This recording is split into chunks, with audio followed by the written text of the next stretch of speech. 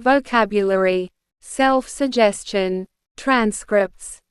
BD0942 from June 2, 1939, taken from book number 18.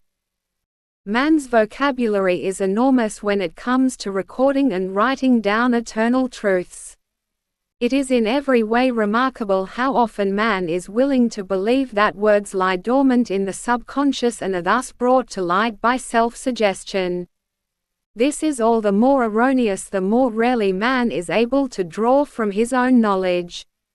So-called suggestion would only be possible if knowledge existed in man would be equals ed. But for some reason fell into oblivion would have fallen into oblivion equals ed.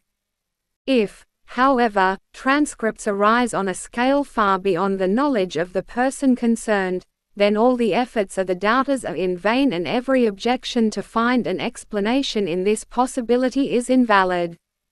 It must always be borne in mind that the writer himself has hitherto been completely isolated from all knowledge and that the thought activity of the person concerned is, humanly speaking, not particularly called upon, that therefore his own working out of thoughts is out of the question, but that these thoughts, as it were, come to the writer without the slightest effort and are only received through the human being's will. Every such proclamation requires a fully knowledgeable teacher as the giver and a receptive, i.e. fully willingly surrendering earth-child to spiritual power. Only in this way can the emergence of the same be explained. While so-called self-suggestion is still a concept for people whose complete explanation they cannot give themselves, for they do not seek to find the only correct solution based on spiritual principles, but they draw boundaries for themselves beyond which they are not willing to look, and can therefore never fathom the last and thus also not correctly explain a process which can only be explained purely spiritually.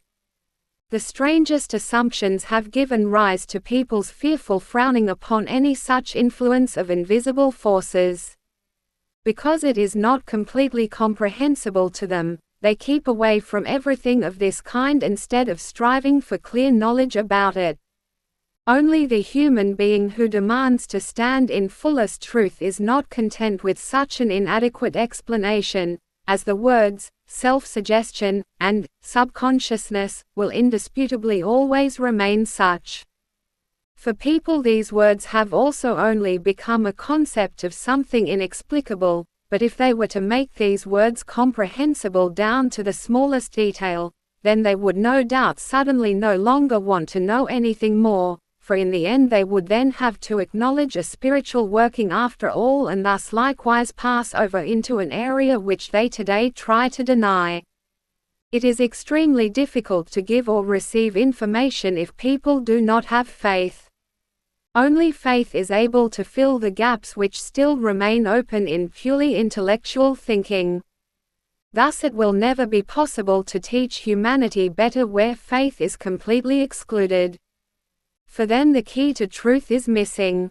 And there is only one thing to do, to turn with complete trust to the right source which lets the seerest and purest living water flow out.